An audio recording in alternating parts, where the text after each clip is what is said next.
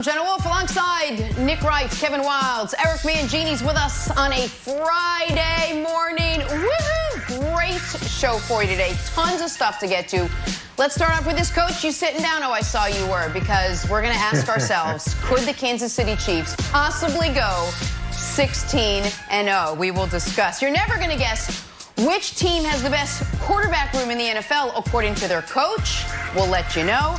And will the Lakers pick up where they left off? But we're going to start this morning in the NFL. First time, long time, we are taking and talking Jets football right off the top. How about this? All-pro safety Jamal Adams has officially requested a trade from the Jets. In other words, he wants out. He took to the gram the other day and said, quote, maybe it is time to move on. So the teams he's reportedly open to be trading to include, here's the list: the Ravens, the Cowboys, the Texans, the Chiefs, the Eagles, the Niners, and the Seattle Seahawks. This all despite the fact that the Jets have come out and said that Jamal is in their future plans, and they do want to try to get an extension done. Nick, there's a lot to dive into here. We're going to start with the Jets side of it. Has this team completely botched this entire situation?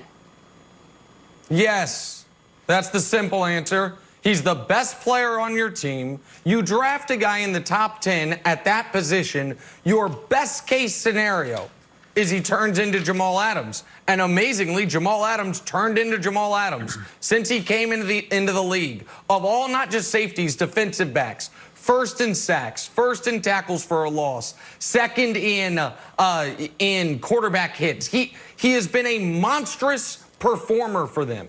He has been available just like he was in college, basically every game of his career. And the whole reason this entire conflict started was because they flirted with trading him last year, and now they don't want to pay him. The hell are you saving the money for, Jets? Like, I know you hope to want to extend Sam Darnold if he plays well this year. You still have buckets and buckets of money available to you, in theory, to save to pay your best players. Jamal Adams is your very best player.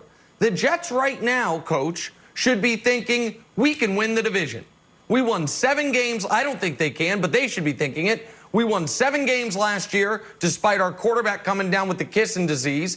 Tom Brady's gone. Why can't 7-9 turn into 10-6 or 11-5 and we win the division?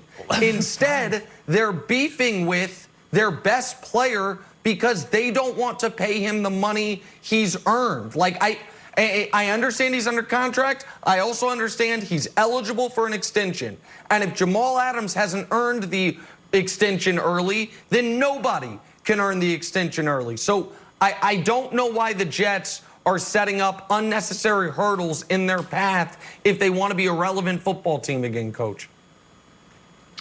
Yeah, it's always good business, Nick, to pay someone 2 years early just because they demand it. And it's you say, what are they saving it for? Well, there typically is a long-term plan in place for every organization, or a plan in place, and you want to be able to go get assets that improve your team, not just pay more for assets that are on your team that you have to pay early just because they want to be paid early.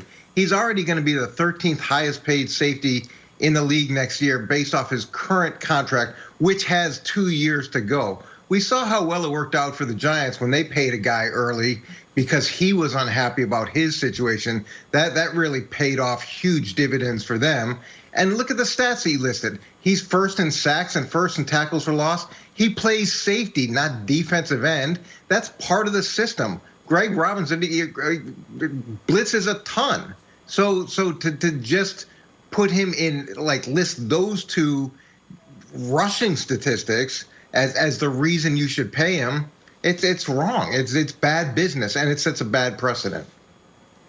Okay, well, let's set the statistics aside. He was first-team All-Pro safety.